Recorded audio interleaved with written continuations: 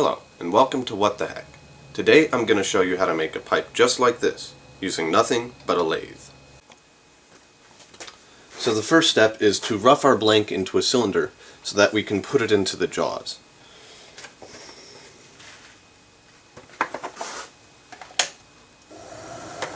We just want it to be nice and round, just take off the corners and get as large a cylinder as we can, because goodness knows this thing's only going to get smaller as time goes on.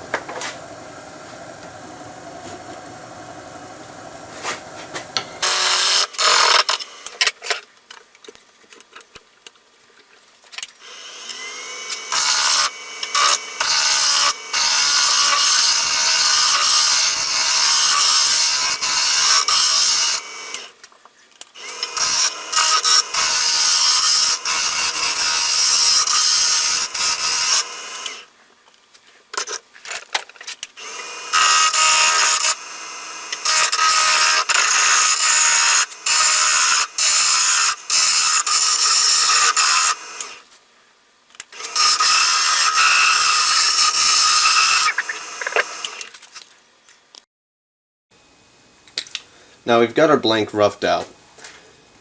It's cylindrical, and really I'm going to want to use this end to put in my jaws, because right now this end has just a tiny dimple from my tailstock in it. This end I have to drill a hole in, blah blah blah. It's not important.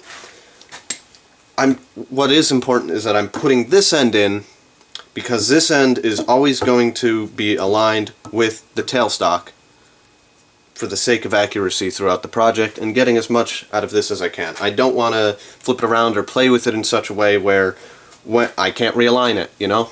Where all of a sudden the center point here is no longer on center. So I'm always going to keep this end at the tailstock to keep it in center. I've got my blank in the jaws, but I don't have them tightened yet. This is so that I can bring the tailstock up and use it again as that center. I'm going to put a little bit of pressure on it, and then I'm going to tighten my jaws here around the blank as it is. There we go. Now it's pretty much centered here. The next thing to do is we're going to take our drill chuck and put it in the tail end of the put it in the tailstock here.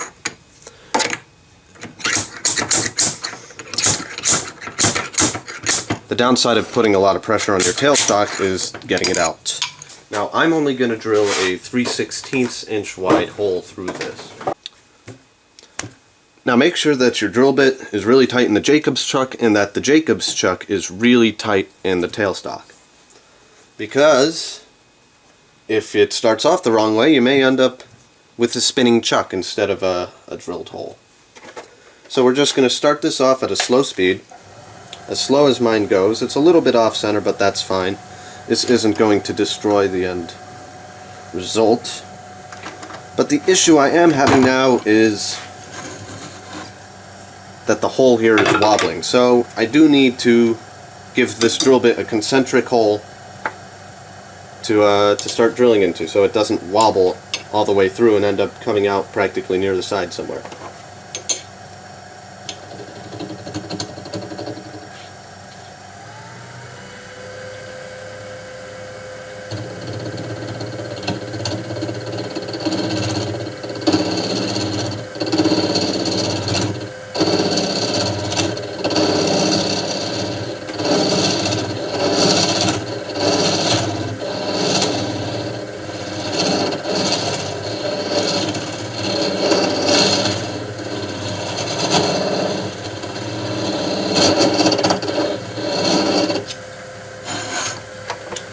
That's pretty much as good as it's going to get. I just use this little miniature tool. It's a, what is this one, a spindle gouge basically? Mini bowl gouge, spindle gouge, use it either way. Really meant for spindles. We're going to just start off pushing it in there by hand.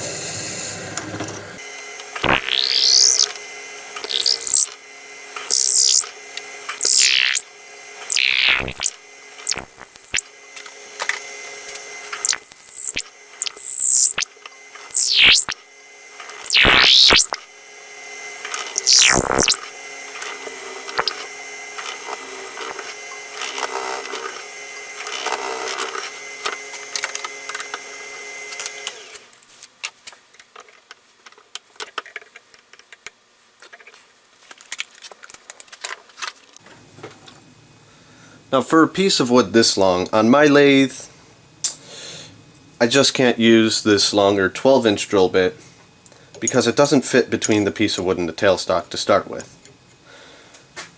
But now that we have our hole pretty well started and it's pretty well straight, we can just take it out of the, we can take our workpiece out of the chuck and start drilling our hole the rest of the way through with just a regular old hand drill. We won't really need the chuck at all from here on out anyways, so we can just go ahead and take the whole chuck off as well. I was wrong about not needing the jaws again. I still need them. You see, I have to drill the bowl out here in this end too. And then I'm going to use my live center once the bowl is drilled and the end is finished to keep everything nice and tidy in line. So I'm just going to start out with the 3/8 and I'm aiming for, in the end, a 1/2 inch width bowl. Now our next step is to clean up and finish this end, since our tailstock is going to be covering it more or less the rest of the way through. So any ornamentation, really, you can do ornamentation after. Carving and stuff comes after. But right now we just need to get this round. I like to round off the edges here, and I want to get the end grain sanded. If you're not going to do any staining or anything to your wood, if you're just going to put on a wax finish, now would be the time to do it to the end, unless you want to do it with like a Dremel or a buffing wheel.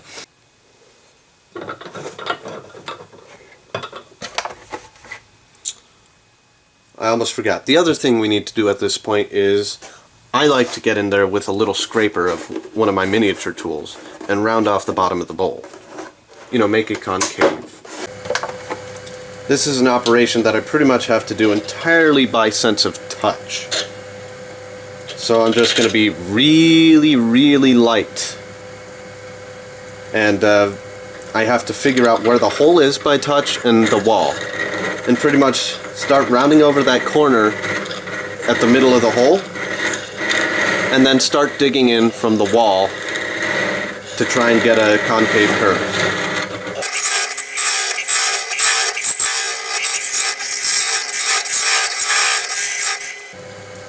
Now that I'm done with that, I can clean up the outside edge here.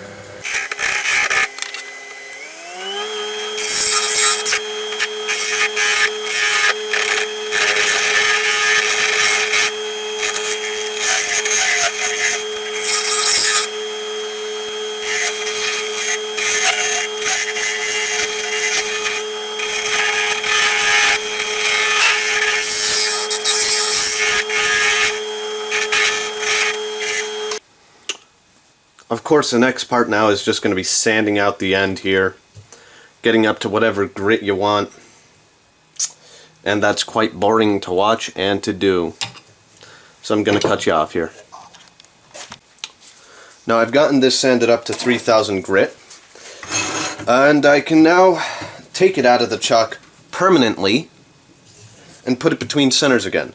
Now thankfully this end, when I made this hole, was in center with the hole that got drilled through it, and is basically in center with the way the chuck's holding it.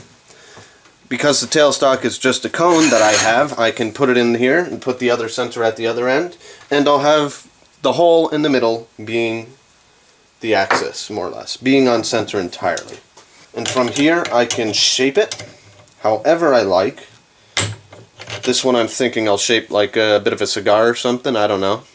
What you're probably going to want to use here, if you have it, is a spindle gouge. Make sure it's sharp.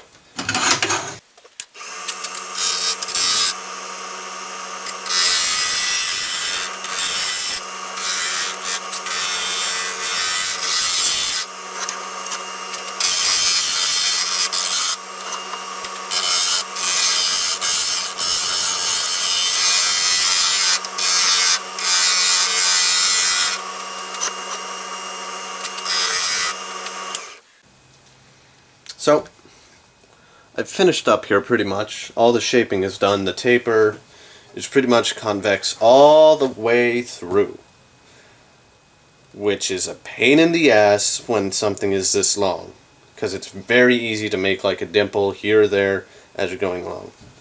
Anyways, I've finished it with just the iron and vinegar kind of wood stain.